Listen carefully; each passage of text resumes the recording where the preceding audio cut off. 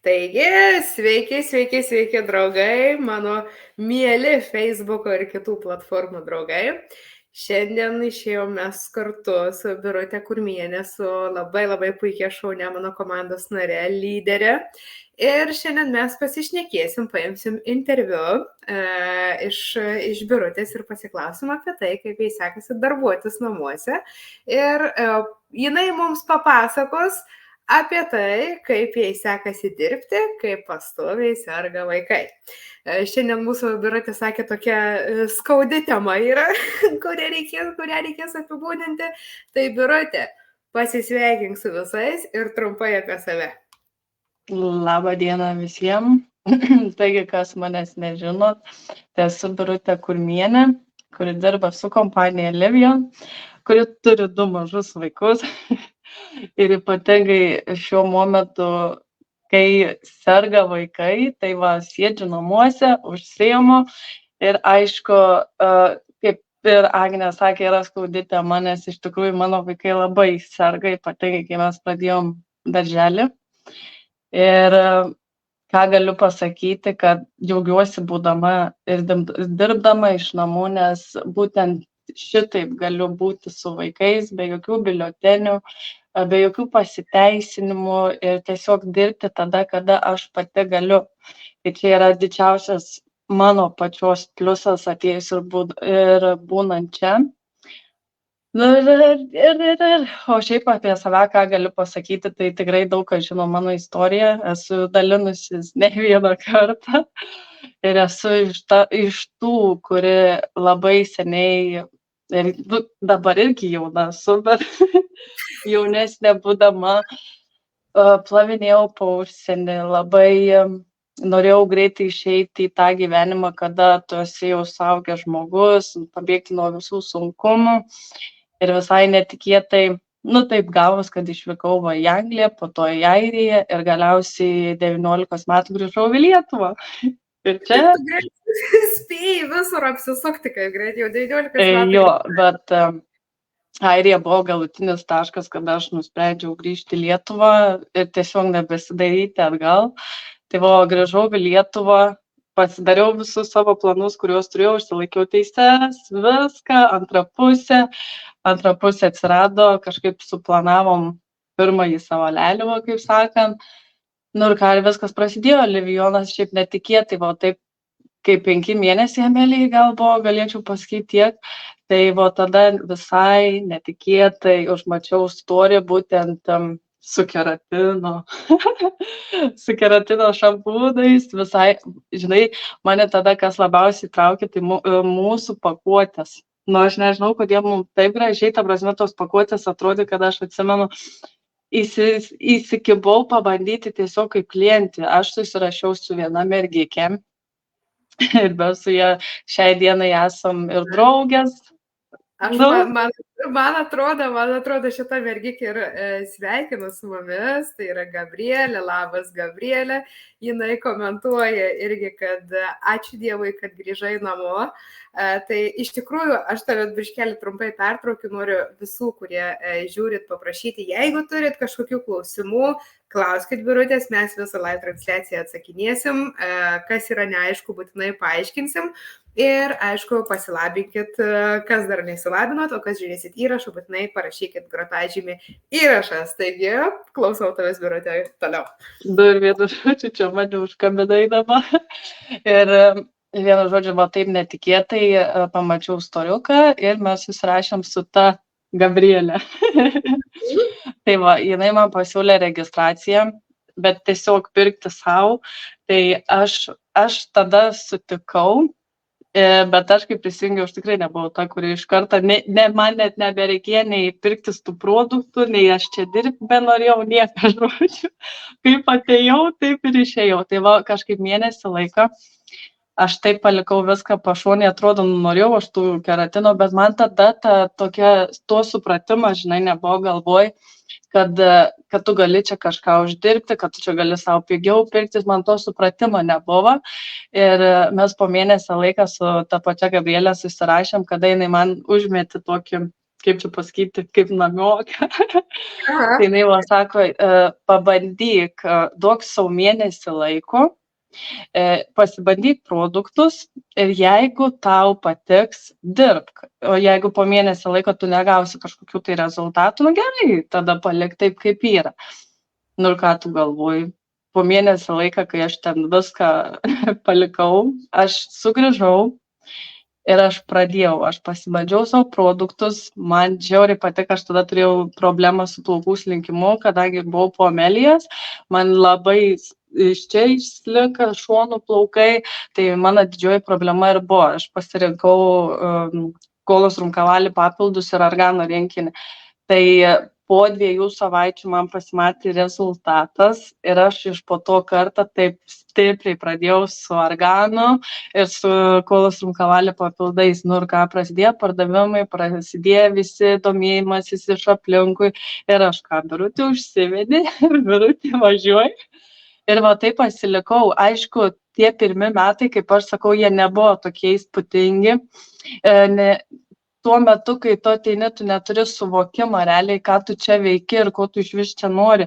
Aišku, kai aš, pavyzdžiui, ieškojau tų ir darbo skelbimų žiūrinėdavau, tai noriu tų pinigų, nu, plius minus prisidėti kažkiek, ne, į šeimą, nes vis tiek tu augini, tuo metu turėjau vieną vaiką, augini tą vaiką, tu nori savo reikmėms tų produktų ir nori tų pinigų, žinai, ir tik tuo tu vedies, kad ten 100 eurų užsidirbti ekstra, kad ten 100 pem, o kad tu didesnių tikslų tu dar galvoji neturi, nes tu realiai nesuvoki, ką tu dar čia veiki ir nesuvoki tos sistemos apskritai. Ir skaitai, kai aš atėjau, buvo ir kompanijos visa ta pradžia tokia, tai va ta vasara pati pirmoji irgi buvo tas, kad aš vos nustojau dirbti, nes, nu, Birutė, atostogų reikia, juk sunkiai dirbu.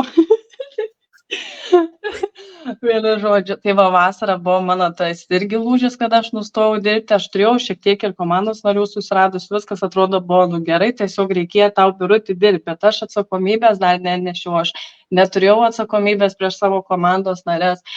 Tai kažkaip man lūžis didžiausias buvo rugsėjo vidury, kai aš su trenksmu parėjau ir aš pradėjau į komandą eiti ir aš pradėjau su pardavimais užsiimti ir taip nuo rugsėjo vidurio aš iki šiai dienai. Tai buvo nuo to laika, kai dar mano mažiekinėje į tą darželį, viskas atrodo buvo gerai ir tuo laiką daugiau žinai visko, o dabar tas yra momentas, kai mes pradėjom darželį lankyti ir labai sunku yra įsivažiuoti vien nuo vaikų sirgimų. Atrodo, jie tavi išbalansuoja, žinai, atrodo, tau ir pačiai yra sunku atsigauti, nes tu ir naktį kelies. Tie vaikai kosiai, čiaudėjai, slogas, nu, baisiausias, tai viduriavimai, tai dar kažkas, nu, vienu žodžiu yra baisu. Ir ypatingai, kai dabar yra mets toksai, kad tu vaiką išleidęs savaitį darželį, 2 savaitės nein. Ir, pavyzdžiui, kaip mum Amelija, jinai parneš viską broliui.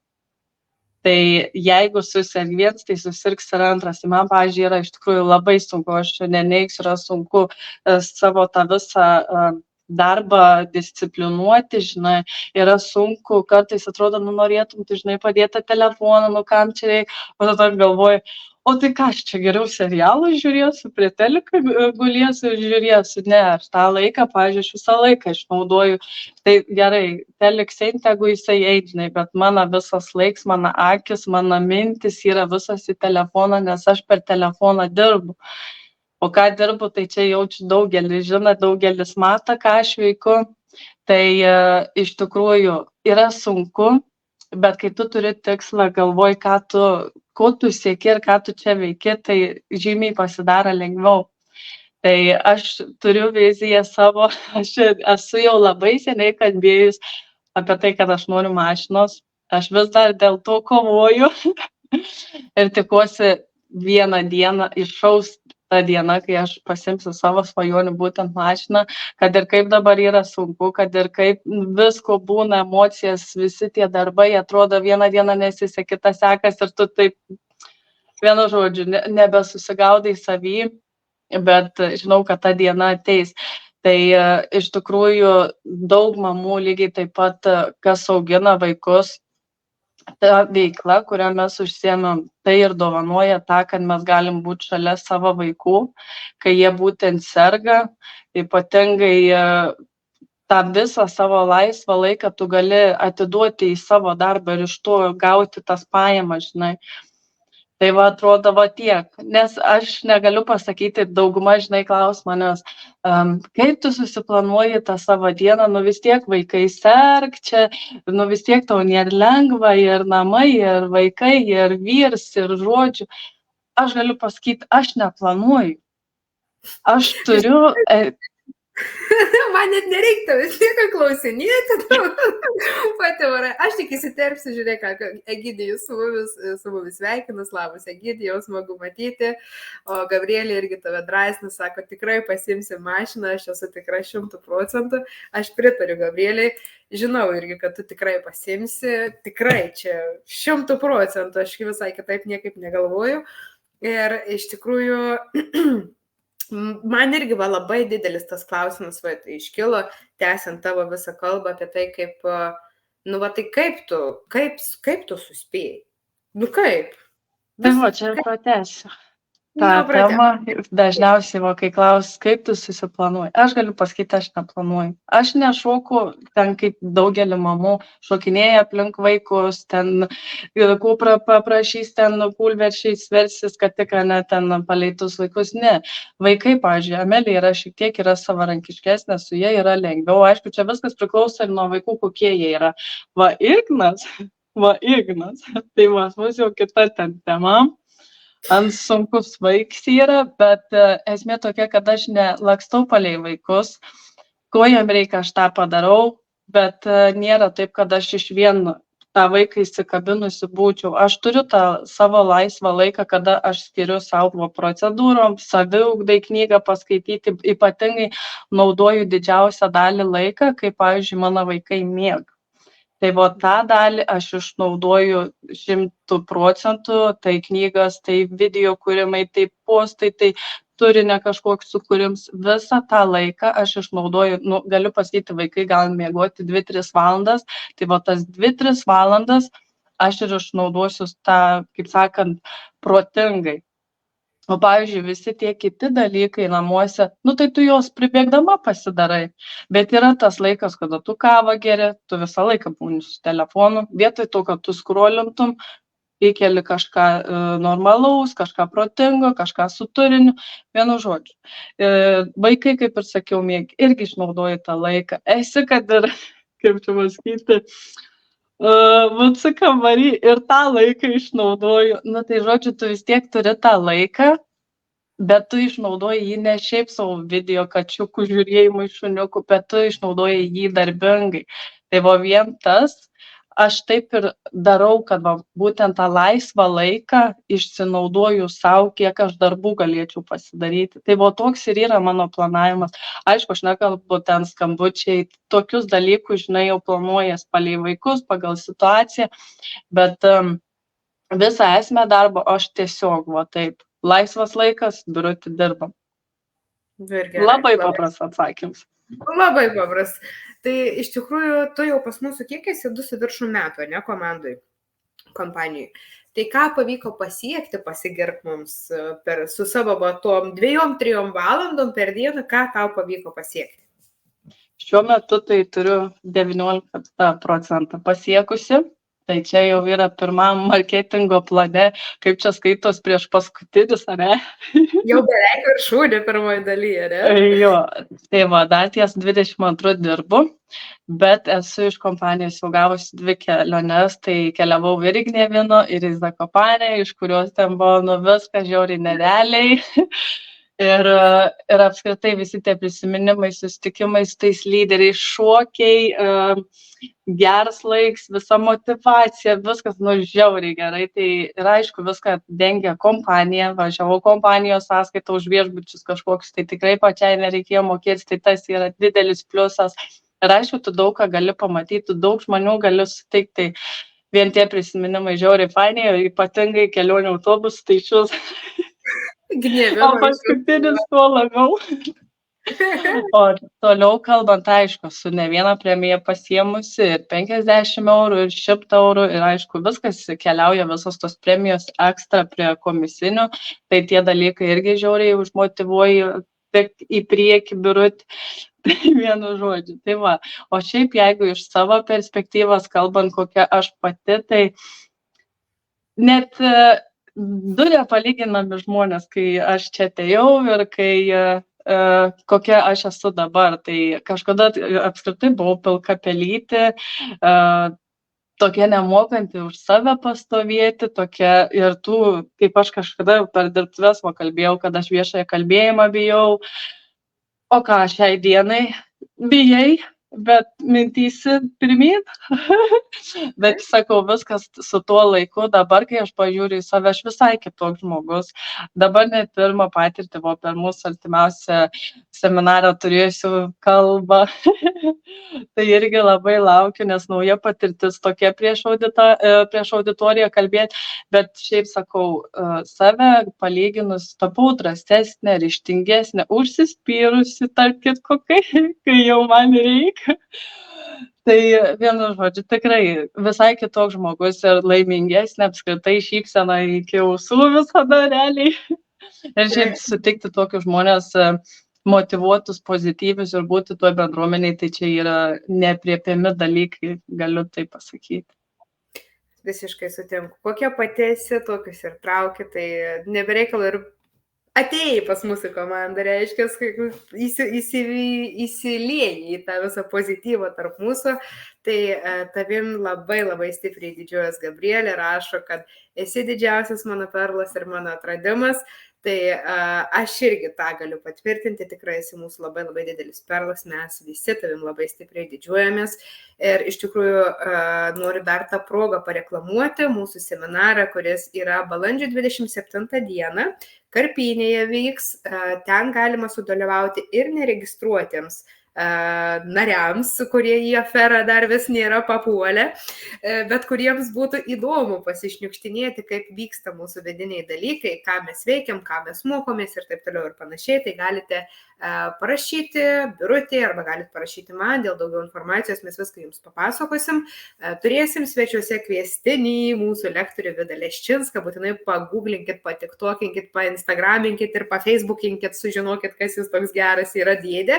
Tai iš tikrųjų jo labai laukiu, taip pat mes tenai matysim Birutę, matysim mane, matysim kolegės Justiną su Viktorija, tai tikrai bus visa pilna diena įspūdžių, daug informacijos, daug motivacijos, visko bus labai labai daug, o kaina tik 5 eurai, tai sudalyvauti yra, niekšybė būtų nesudalyvauti, tai būtinai visus kviečiam.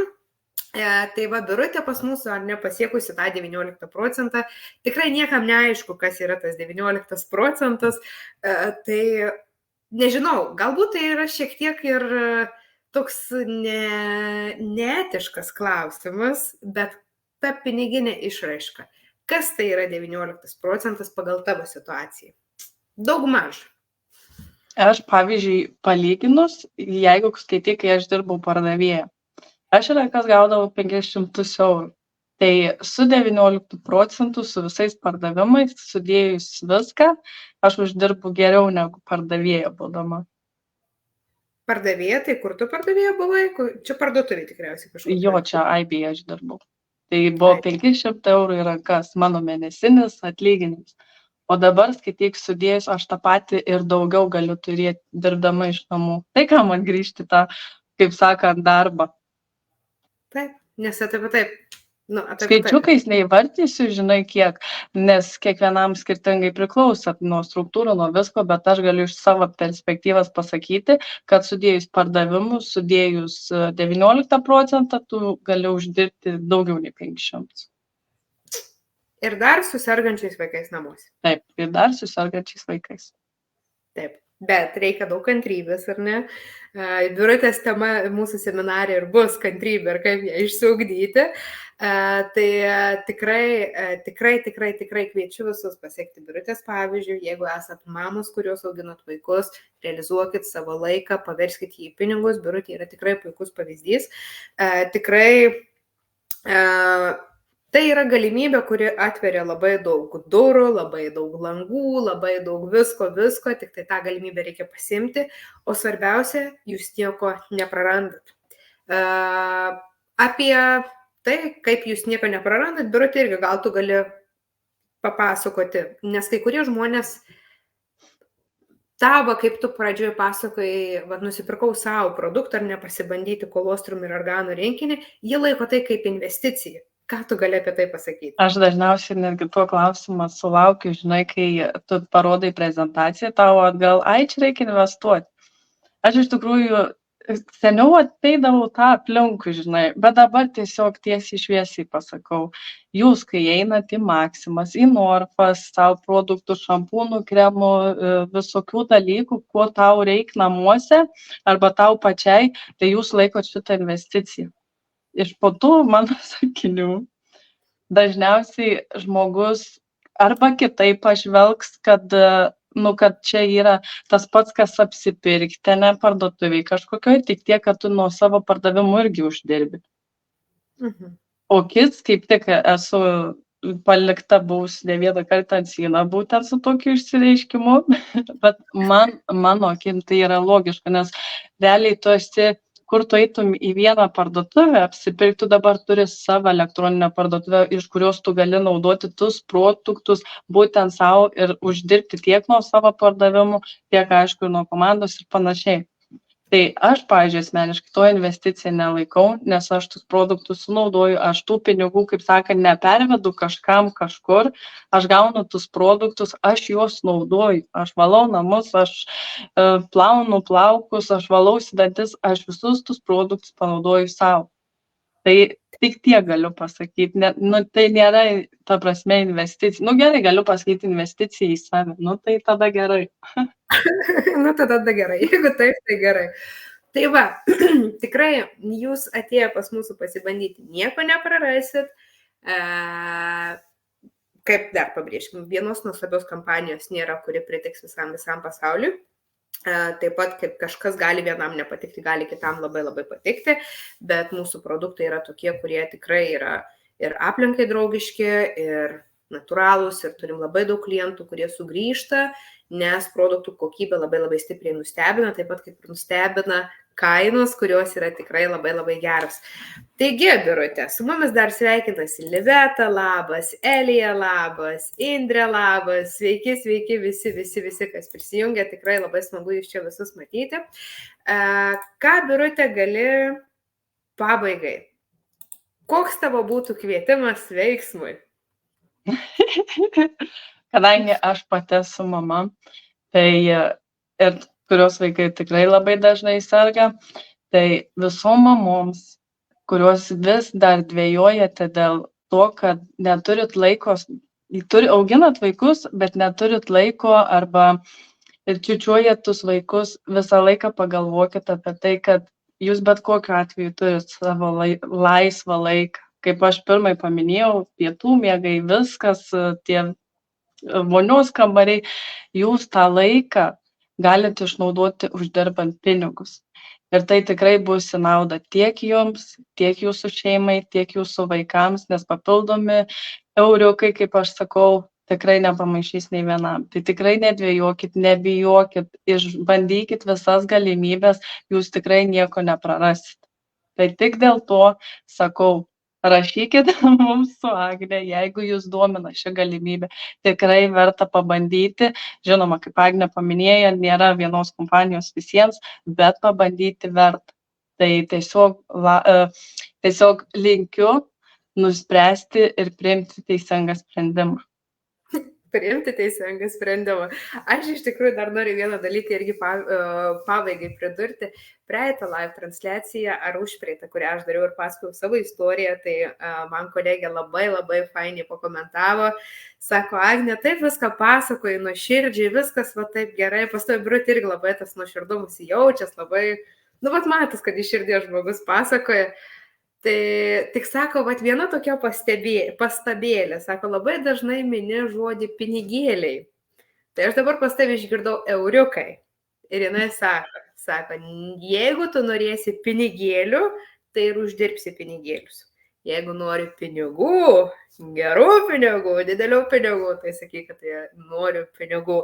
Tai iš tikrųjų visus su šita gaidele, kurie norite uždirbti papildomų pinigų, kurie norite galbūt patobulėti, paaugti, praleisti smagiai laiką, dalyvauti bendruomeniai, išmokti kažką tai naujo. Kas nori tiesiog savo rutiną pakeisti, mes būtinai su Birute laukiam jūsų žinučių, kaip ir su Silvija, kai sakiau, irgi interviu, kai dariau, parašykit tai, kuri labiau patiko, arba Birutė, arba man, ir mes būtinai paaiškinsim apie tai, kuo jūs galite čia pasiekti, kaip jūs galite tai pasiekti ir ką jums reikėtų daryti, kad jūs aplankytų tokia pat sėkmė, kaip aplankė Birutė. Taigi, šiandienai tiek. Ačiū visiems, kas žiūrėt, ačiū visiems, kas komentavote ir pasilabinote.